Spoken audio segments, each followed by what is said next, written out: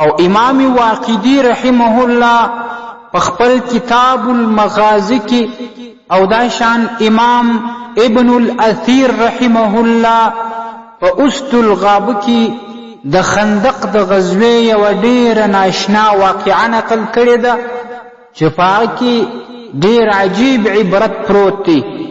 د غزوې خندق تیاری شروع وه. د صحابه کرامو یو جماعت د محمد مصطفی صلی الله علیه وسلم څخه چاپیره راګرځېدلي او د خندق په کینستلو کې مشغول دي. د ډېرو مسلمانانو په کورونو کې دا وخت خوراک هیڅ شی نسته، وچه ډوډۍ هم نسته. صحابه کرام ډېر زیات وږي دي او بیا هم د محمد مصطفی صلی الله علیه وسلم سره د ډېرې مینې او د ډېر محبت په وجه باندې د محمد مصطفی صلی الله علیه وسلم حکم پوره کوي او د خندق په کینستلو کې مشغول دي. داسې صحابه کرام په دې کې موجود وه چې د ډېرې زیاتې لوږې به بېکاره سول، نور به یې بدن حرکت نه کوي او په خپلو خېټو پسې به کاڼي یا ډبرې تړلې وې چې دا نس او معدې ته یخوالی ورسي او دا نس داسې ډک معلوم سي. په دې به دوی دا لوږه برداشت کول. او دا شان محمد مصطفی صلی الله علیه وسلم هم د صحابه کرامو سره په ډېر شوق باندې په مینه باندې په دې خندق کینستلو کې مشغول و، اخته و. او د صحابه کرامو د ټولۍ څخه ابو طلحه رضی الله تعالی عنه وایي چې شکونا الى رسول الله صلی الله علیه وسلم الجوع، مونږ نبی کریم صلی الله علیه وسلم ته شکایت د ډېرې لوږې وکړي چې نور مو بدن حرکت نه راسره کوي. فرفعنا عن بطوننا عن حجر، د خپلو نسونو نه مو لمنې پورته کړلې چې په نسونو پورې مو ډبرې کاڼې تړلې دي، نور د کار ولیدلي یو، ډېر زیات وږي یو. ابو طلحه رضی الله تعالی عنه وایي فرفع رسول الله صلی الله علیه وسلم عن حجرین، نبی کریم صلی الله علیه وسلم چې کله خپل نس کاره کوي په هغه پورې دوې ډبرې دوې کاڼې د لوږې تړلې وې. هغه یې صحابه کرامو ته وښودلې. نبی کریم صلی الله علیه وسلم په داسې لوږه کې په داسې سختي کې هم د خندق غزوه پر مخ بیایي. د خندق په دې کار کې ډېرو زیاتو صحابه کرامو شرکت کړی و. یو روایت کې راځي چې 1000 صحابه کرام و. امام واقدی رحمه الله چې دا واقعه نقل کړې په خپل کتاب المغازی کې، هغه وایي چې 3000 اصحاب د خندق په کینستلو کې مشغول و. او د خندق په دې غزوه کې ډېر زیات معجزات ښکاره سوي دي. په هغوی کې یوه اهمه معجزه دا وه، دلته به صحابه کرامو خپلو کورونو ته حال استوي چې د خوراک څه شی سته هغه راوړئ چې موږ نور د کار ولیدلي یو. د صحابه کرامو په کورونه کې هم ډوډۍ نه وه موجوده. یو د حضرت نعمان ابن بشیر رضی الله تعالی عنه کور کې څه پیدا سول، نو د نعمان ابن بشیر خور دا بیان کوي چې زما مور بنت رواحه رضی الله تعالی عنها هغې زه راوغوښتلم او ما ته یې وویل چې دا یو موټی کجورې یا خرماوي یوسه خپل پلار بشیر او خپل ماما عبدالله ابن رواحه رضی الله تعالی عنهما ته چې هغوی په دې سره د غرمې څه خوراک وکړي. د محمد مصطفی صلی الله علیه وسلم سره هغه د خندق په غزوه کې مصروف دي. نو د نعمان ابن بشیر خور وایي چې ما هغه کجورې راواخیستې او د خپل پلار او د ماما تلاش مې کوي، هغه ګورم هغه د نورو صحابه کرامو سره د خندق په کینستلو کې مشغول دي. زه هغوی پیدا کوم چې زه کله تېرېدم محمد مصطفی صلی الله علیه وسلم په مخه رالی. محمد عربي صلی الله علیه وسلم مې ولیدې، هغه رانه تپوس کوي ما الذي معکی، ای لورې دا ستا سره چش دی؟ د نعمان ابن بشیر خور ورته وایي هذا تمر، بعثتني به امي الى ابي وخالي. دا څه خرما ده چې مور راته په لاس را کړې ده و خپل پلار او خپل ماما ته وړم چې د هغوی د غرمې ناشته سي، د هغوی د غرمې خوراک سي. ده محمد عربي صلی الله علیه وسلم ورته فرمایي هاتی دا خرما دلته راوړه.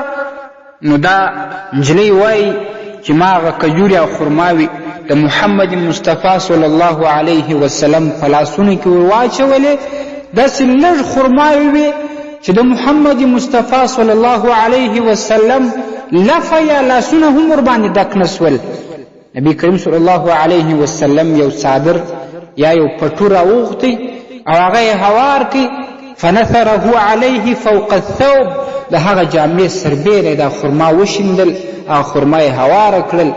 بیا د صحابه کرامو څخه یو صحابي عجال بن سراقه رضی الله تعالی عنه ته وایي نادي بأهل الخندق، ای عجال بن سراقه اهل الخندق ته آواز وکړه چې راسئ، هلم الى الغدا، تاسې د غرمې خوراک ته خوراک وکئ.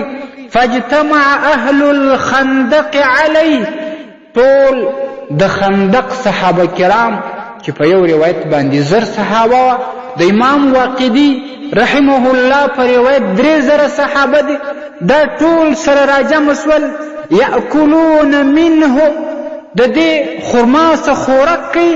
حتی صدر اهل الخندق، تر داسې وخته پورې چې دوی ماړه سول او بیرته وګرځېدل، خپل په کار باندې شروع سول.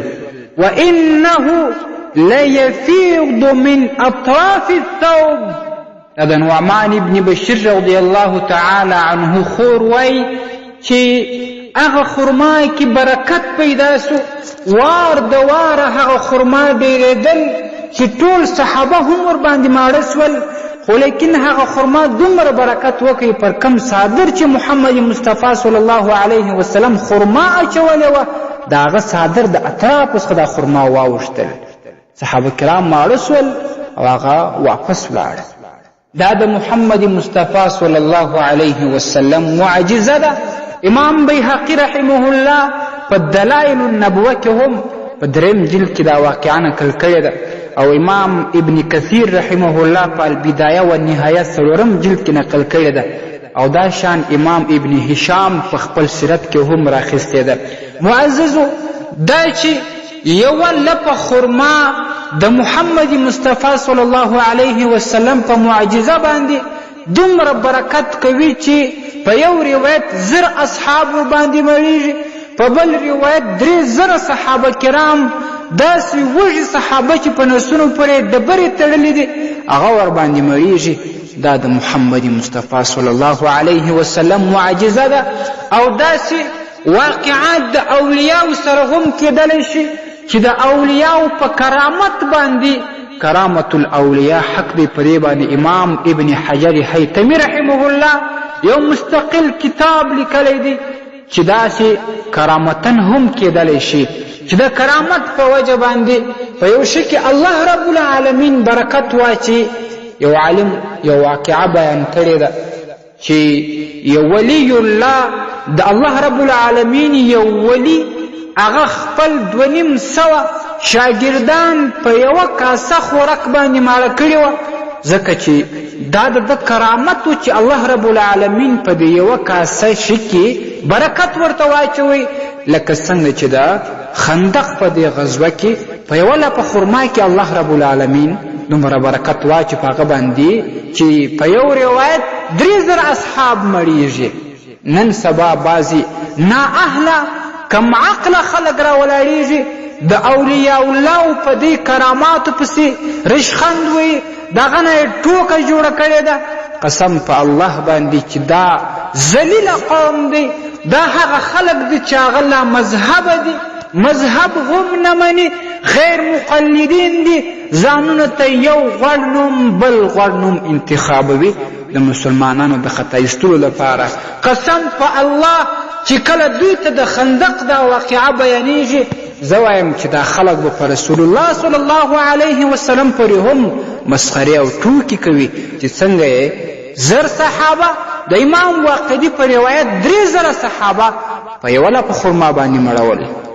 نن چې دا د اولیاء الله په کراماتو پسې رشخند وي، ټوکې ورپسې جوړوي، د کفارو هغه د فلمونو خنداوي ورسره لګوي، نو دا به د خندق په دې غزوه پسې هم بیا ټوکې کوي، دا به د خندق په دې معجزه پسې هم بیا ټوکې کوي.